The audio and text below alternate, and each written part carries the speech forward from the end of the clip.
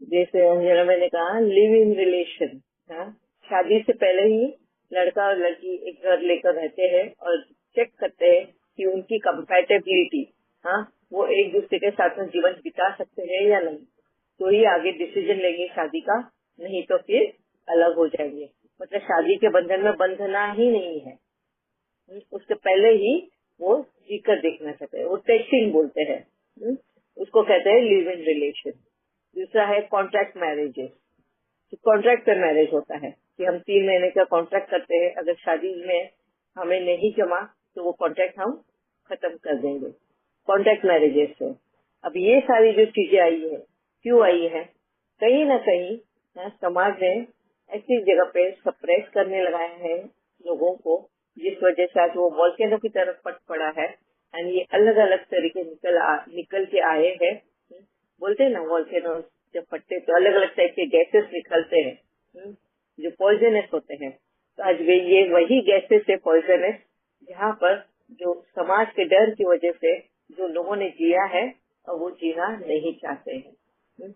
ये उसी के ब्लैक पॉइंट्स है, ब्लैक मार्क्स है, स्कार्स है समाज के ऊपर। ठीक है, और किसी को कुछ कहना है इसके ऊपर? दीदी ओम शांति। दीदी यस हेलो। हाँ। दीदी गारंटी पीरियड में तो कोई चीज खराब नहीं होती है ना, जितना वो बोलते हैं 2 साल की गारंटी, 3 साल की, जैसा आप बोल रहे हो, तो फिर वो उतने दिन तक तो हमको लगता है सब लोग अच्छे रहेंगे, क्योंकि वो तो पता रहता है ना कितने दिन तक, मतलब कुछ ऐसा है।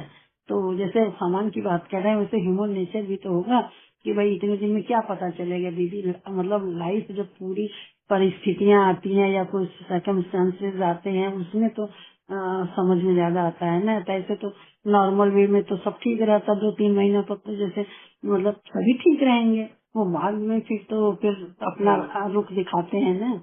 ये कहने का मतलब जैसे यस हमने यही देखा है, अनुभव यस किया है अपना, या मतलब लोगों का। शुरू में तो बहुत अच्छा अच्छा लोग बोलते हैं, लेकिन बाद में तो फिर अब चेंज हो जाते हैं ना, अपनी ही बातों से लोग मुकर जाते हैं। तो ये चीज कहने का मतलब यही तो था। विश्वासघात हुआ है ना। ये विश्वासघात होने की वजह से ही ये सारी चीजें आई है दुनिया में। Live in relation, contract marriage, हाँ, ये क्यों आया है? न्यूक्लियर फैमिली, अलग रहना है। अभी तो लड़कियों को तो लड़कों के माँ बाप के साथ भी नहीं रहना है, लड़के लोगों ने भी अपना घर छोड़ना है, लड़की भी अपना घर छोड़ेगी, दोनों ही मिलके रहेंगे, कोई किसी का रिश्तेदार नहीं रहेगा साथ में। अभी वो भी आया है बात। बहुत सारी लड़कियां शादी करने को तैयार नहीं है, वो बोलते हम अकेले जी लेंगे, क्योंकि अभी वो इंडिपेंडेंट हो गए, वो कमाने भी लग गए, उनको वो बोलते हमको जरूरत नहीं है अभी लड़कों की, हाँ, इसलिए वो बोलते हैं कि हमको नहीं रहना। अगर हम अपना घर लेकिन छोड़कर आ सकते हैं तो लड़के लेकिन क्यों दीदी नहीं अपना घर छोड़ते? हाँ जी। लेकिन दीदी लोग बोलते हैं ना कि बुढ़ापे में कौन सहारा होगा, अभी तो चला जा मतलब बीत जा रहा है, बुढ़ापे में कौन साथ देगा, ऐसा भी बोलते हैं ना कि अभी तो नौकरी कर रही है, अभी तो कोई ठीक है, लेकिन बाद में वो ऐसा भी तो बोलते हैं दीदी।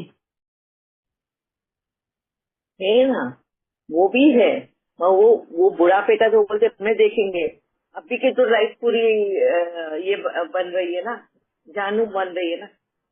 हमारा तो अगर इस लाइफ में जिएंगे तो हमारे पास तो बुढ़ापा आएगा ही नहीं। वो ये भी कहते हैं हम पहले ही मर जाएंगे, क्या गारंटी है? जैसे आपने गारंटी की बात बोली ना, इसके ऊपर तो मेरी बहुत सारे लोगों से बात हुई और यही नतीजा निकला है कि कहीं ना कहीं समाज का प्रेशर जो होता है ना, हाँ, वो नेगेटिव जब पड़ता है, जब वो क्या बोलते हैं, अ, सही जजमेंट नहीं होता है, लोगों के साथ में इंसाफ नहीं होता है ना, तब जाके ये रिजल्ट बाहर आने लग जाते हैं। आज समाज का डर इसीलिए नहीं है, क्योंकि उनको इंसाफ नहीं मिला। किनको नहीं मिला? उन्होंने बचपन में अपने माँ बाप को तरसते बिखरते, हाँ, इस तरह की जिंदगी जीते देखा है, घुट घुट के जीते हुए देखा है। और यही वजह बन गया कि आज वो कहते कि हमको वैसी जिंदगी नहीं जीनी जिस तरह से हमारे माँ बाप ने या हमारे दादा दादी ने किया है या नाना नानी ने किया है, हमको नहीं जीना है वैसे। क्योंकि कहीं ना कहीं वो नेगेटिव इम्पैक्ट पड़ा है ना। तो समाज में हम भी बैठते हैं, ये भी याद रखना कि जब हम किसी को एडवाइस देते हैं, किसी को सजेशन देते हैं, तो हमारी बहुत बड़ी जिम्मेदारी होती है उनके जीवन में। तो बहुत सोच समझ के किसी को भी सलाह देनी है। यह संजना बहन।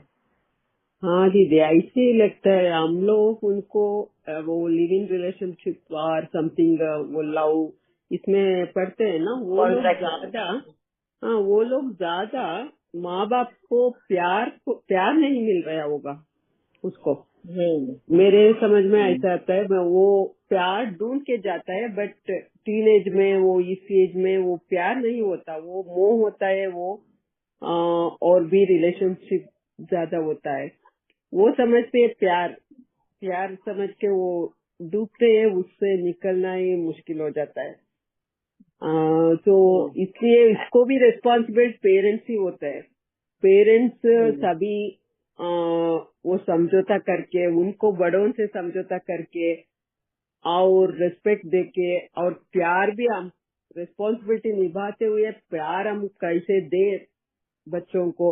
और टाइम भी बहुत मैटर होता है, टाइम नहीं रहता हमको, वर्क प्रेशर रहता है, रिस्पॉन्सिबिलिटी भी ज्यादा रहता है। इसकी वजह से हम लोग वो दुनिया का यही सोच के रखते हैं, क्या करेंगे वैसा ही सोच के रखेंगे। हमारा बच्चा इधर से बड़ा हो गया होता है, हमारा प्यार नहीं प्यार ऐसा वो बड़ा होके रहता है। ऐसा हो रही है समाज में, और हमारे जिंदगी में भी ऐसा हुआ होगा। हम सोचा ही नहीं उनका मन में ऐसा हमारे ऊपर हो गया। हम सोचते घर के लिए कर रहे हैं ना, जवाबदारी निभाते ना, वैसा हम लोग समझते हैं, बट हम बैठ के नहीं सुधारते बच्चों के मन में क्या होता है। मेरा बेटा बोल रहा था, आप कभी भी मेरे को पिकनिक जाने के लिए पैसा नहीं दिया, बट मैं सोचती तो मेरा फाइनेंशियल मैटर उतना अच्छा नहीं था, फिर भी आपने नहीं एक बार भी नहीं दिया मेरे को पिकनिक जाने के लिए। वो क्या, और पिकनिक जाने के बाद वो रोक कर देती थी, बट जाने के बाद एक बार भी मेरे को क्या हुआ, कैसे हुआ, कब आ रहे हो, वो भी नहीं फोन किया आपने। क्योंकि मेरे को समझ भी नहीं, मेरे को मॉर्निंग टिल नाइट में काम करती थी बाहर घर में सब कुछ। तो अभी वो बोलने से मेरे को पता चल रहा है वो मैं कहाँ फॉल्ट हुई। उस वक्त नहीं बोला, अभी बोलने की वजह से मेरे को समझ में आ रहा है वो मैं कहाँ गलत में गया। ऐसे अभी हम लोग कितना गलती कर बैठते पता नहीं चलता। मैं समझती थी मेरा पोजीशन ऐसा था ना, मेरा हस्बैंड नहीं देखा, घर का जो पूरा रिस्पॉन्सिबिलिटी मेरे ऊपर आया, मेरा घर बनाया, वो देख कर गई, बट इतने में इधर में फेल हो गई। तो ये बैलेंस नहीं कर पाते पूरा शरीर मेरे का। वो सोचने का भी हम लोग ये नहीं थे, हम लोग समाज की डर से और पोजीशन का लाना ही है ऐसा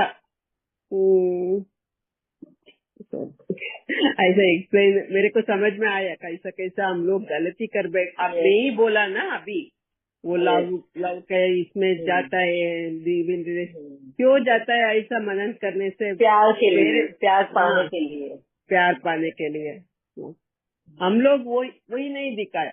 वो बोलता है सभी पेरेंट्स कब सोया कहाँ हो सभी फोन करता है, आपका एक फोन भी नहीं है, कितना केजी का या कितना सभी पूछते हैं, आपका एक फोन भी नहीं आता। शांति दीदी उस समय बहुत अच्छा बात बताया अंजना बहन ने। बहुत बार बच्चे जो लव मैरिज के पीछे जाते हैं वो वजह होता है कहीं न कहीं घर में उनको प्यार की कमी महसूस होती है, कहीं न कहीं उनको ऐसा लगता है कि घर में मुझे कोई समझता नहीं है, मेरी उनको कोई चिंता नहीं है। यही वजह है कि वो बाहर प्यार ढूंढने जाते हैं, कहीं न कहीं वो उसके बलि चढ़ जाते हैं। आज समाज में अभी ये तो पेरेंट्स के बारे में बता रहे हैं, मगर आज हम समाज की बात कर रहे हैं कि समाज अगर सपोर्ट नहीं करता या गलत जगह पे आवाज उठाता है, सही इंसाफ नहीं दे पाता है समाज, तब जाके ये वाली सिचुएशन आती है जहाँ अब समाज को पूछा ही नहीं जाता। आज सब अपने मन मर्जी के मालिक बन गए हैं। Live in relation, contract marriages, situational relation, तलाक, डिवोर्स, नहीं समझ में आया 1 महीने में ही डिवोर्स। अभी 1 महीने में रिलेशन कहाँ समझ में आने वाला है किसी को? किसी को इसको तो बरसों बीत जाते हैं, तब तक एक दूसरे को नहीं जान पाते हैं, तो 1 महीने में क्या ही समझ में आएगा। मगर आज वो टाइम ही देना नहीं चाहते उस रिलेशन को। क्यों?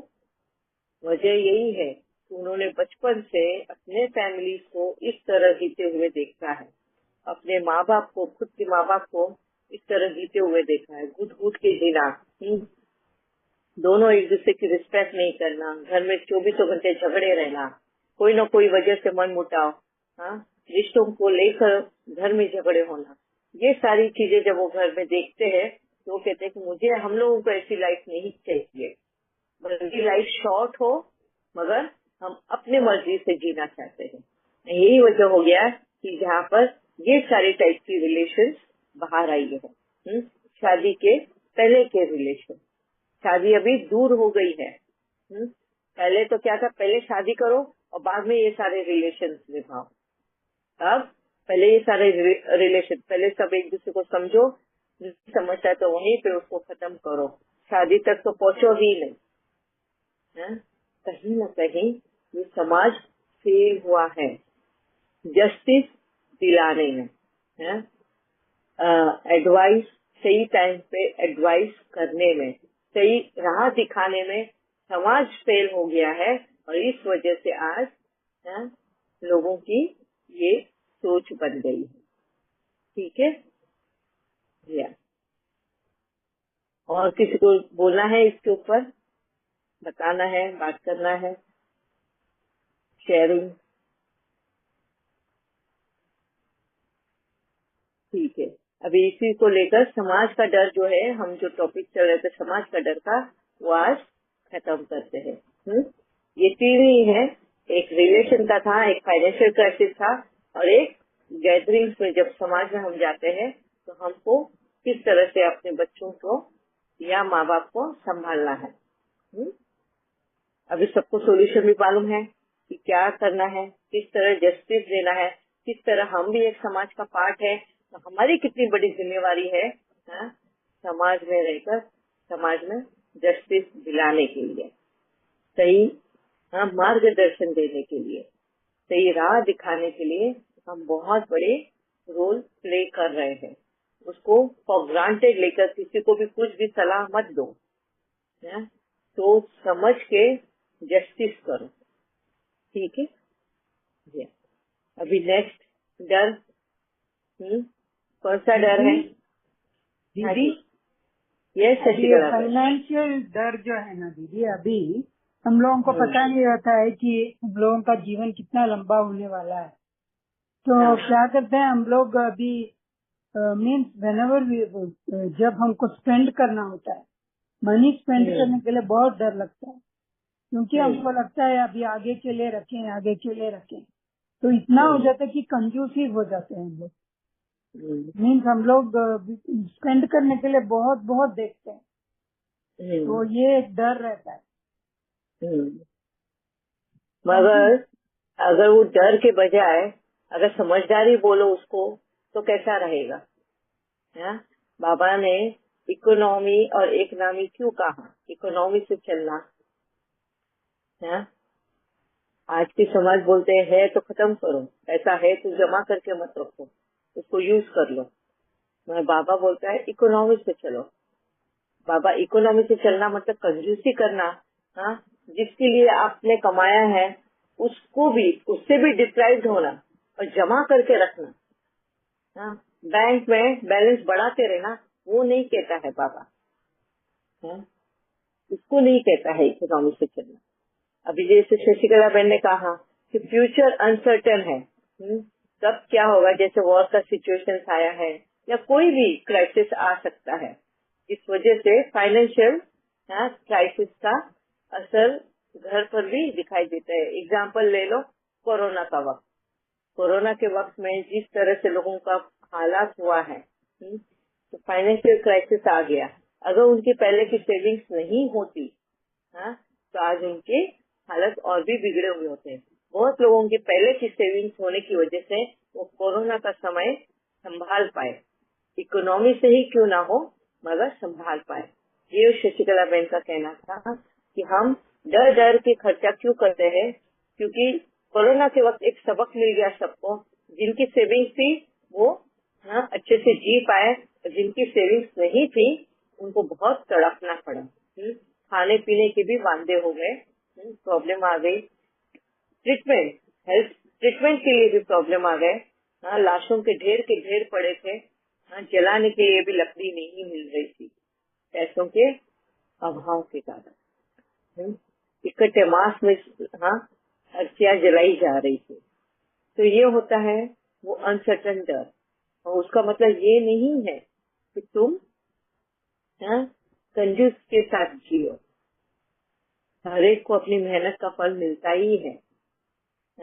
अपने कर्म अनुसार कुदरत देता ही है। ये यकीन रखना है, अपने कर्मों पे यकीन रखना है, ना कि कंजूसी पे यकीन रखना है। तो यहाँ पे हमें इस डर से इसलिए निकलना है क्योंकि हमें क्लैरिटी नहीं है। अभी जैसे बहुत अच्छा पॉइंट किया है शशिकला बहन ने कि हम डरते बहुत है फाइनेंशियल क्राइसिस को लेकर कि आगे अगर नहीं मिला तो, जॉब अगर चली गई तो, ये हो गया तो फिर क्या करेंगे। ये बहुत अच्छा है कि हम सोचते हैं आगे का। हमारे बच्चों का क्या होगा, उनके लिए कुछ तो रखना है, बैंक बैलेंस जमा करके रखना है। जरूर रखो, करना भी चाहिए। ये कहीं ना कहीं ये कुदरती स्वभाव दिया है हमको। आत्मा का संस्कार नहीं है ये किसका है? कुदरती स्वभाव है।